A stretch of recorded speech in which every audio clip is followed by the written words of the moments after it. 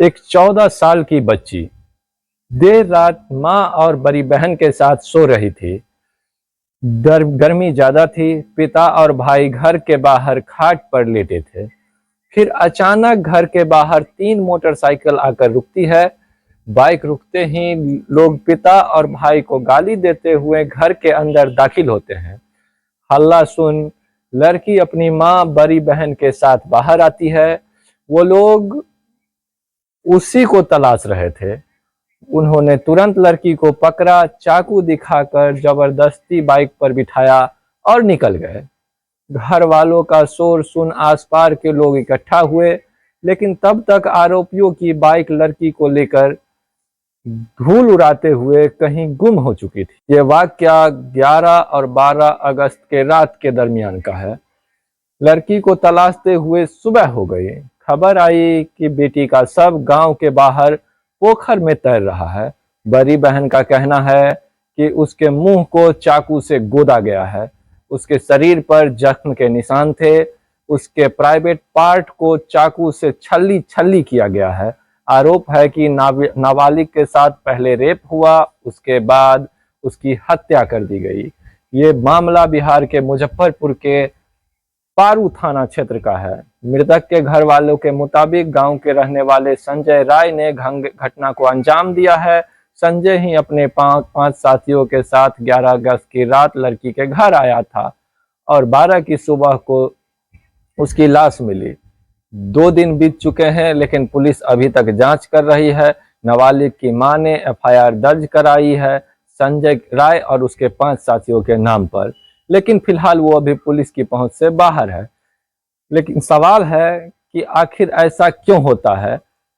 एक नाबालिग के साथ इतनी दरिंदगी क्यों? कारण एक अधेड़ उम्र का शख्स 14 साल की नाबालिग से शादी करना चाहता था। हमारे सहयोगी ने बताया है कि 41 साल का संजय लड़की के घर वालों पर शादी का दबाव बना रहा था। घर वालों ने मना किया तो गुस्से में आकर उसने इस घटना को अंजाम दिया। संजय शादीशुदा है, 2 बेटे और 1 बेटी का बाप है। उसकी प्रॉपर्टी का अच्छा काम है। गांव के लोग खेतों की जुताई के लिए उसका ट्रैक्टर किराए पर लेते हैं। और लड़की का घर आर्थिक तौर पर बहुत कमजोर है। पिता स्त्री का काम करते हैं। दोनों बहनों की शादी हो चुकी है। एक के पति की कुछ दिन पहले मौत हो चुकी है। उसके पति के मौत का आरोप भी संजय पर लगाया है। आप बड़ी हैं? हाँ हम बड़े हैं। ये जो इसका हत्या हुआ वो कितनी? छोटी है, सबसे छोटी जी। और दूसरी नंबर? दूसरी नंबर एक बहन है और उसका शादी हो गया हुआ। अच्छा, दोनों को शादी हो गई? कुमार थी? हाँ वही कुमार जिसकी हत्या हुआ है वही? जी। अगल बगल के सब मिल के और उससे जान मरवाया है।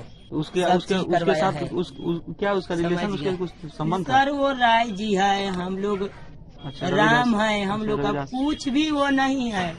सब हमारे अगले बगले के सब चीज करवा के धरवा। संजय राय वो शादीशुदा है संजय राय? जी। आधा वयस है, बूढ़ा जैसा है वो, आधा वयस है। तो उसके शादी करने के लिए बेचैन थे? हाँ सब मिल के पहले हमारा पति के मार के, जिधर जो बहन के मार के बिगा हुआ है ना, उधर पति के भी हमारा मार के जहर खिया के वही सब चीज।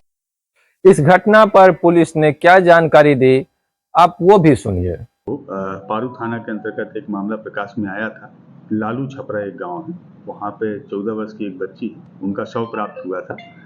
सूचना के आधार पर पुलिस तुरंत वहाँ पहुँची थी और हम लोगों ने शव का जो इंक्वेस्ट है, पंचनामा है, वो किया और एक प्रॉपर प्रोसीजर के तहत उनका पोस्टमार्टम भी कराया गया। शव में 3 जगह जख्म के निशान थे। जो इंक्वेस्ट रिपोर्ट है उसके अनुसार एक उनके सिर के ऊपर धारदार हथियार से वार था, दूसरा गर्दन में पीछे की तरफ में धारदार हथियार से वार था और तीसरा उनके हथेली पे जख्म के निशान थे।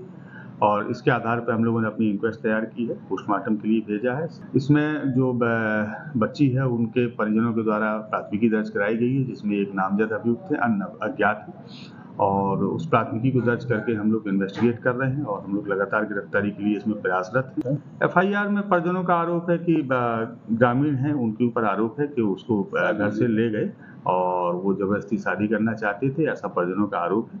हम लोग अभी इसको इन्वेस्टिगेट आपने पुलिस को सुना, घर वालों के आरोपों को भी। सवाल यह है कि मृतक नाबालिग की बहन चीख चीख कर संजय राय को आरोपी बता रही है, तो पुलिस उसे पकड़कर पूछताछ क्यों नहीं कर रही? क्या वो पुलिस के पहुंच से बाहर है या वजह कुछ और है? कि बिहार में हाल ही में जिला मधुबनी में लगभग 18 वर्ष की दलित लड़की के साथ कमलेश यादव व उसके साथियों ने तथा इसके कुछ ही दिनों बाद जिला मुजफ्फरपुर में 14 वर्षीय दलित बच्ची के साथ संजय राय यादव और उसके साथियों ने सामूहिक दुष्कर्म किया और उसके बाद निर्मम हत्या कर दी। बिहार की सरकार इन दोनों घटनाओं को पूरी गंभीरता से ले तथा सभी दोषियों के विरुद्ध सख्त कार्रवाई करे ताकि इस तरह की घटनाएं फिर से ना हो।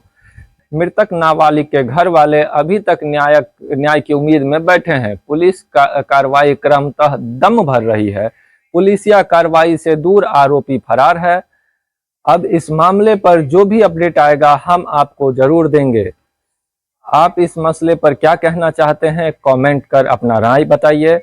मेरा नाम अभिषेक सिंह है और आप देख रहे हैं क्राइम सिटीज, और हम आपसे उम्मीद करते हैं कि हमारा सपोर्ट कीजिए और हमारे इस चैनल को सब्सक्राइब कीजिए ताकि हम आगे भी आपको इस तरह की जानकारियां उपलब्ध करवाते रहें।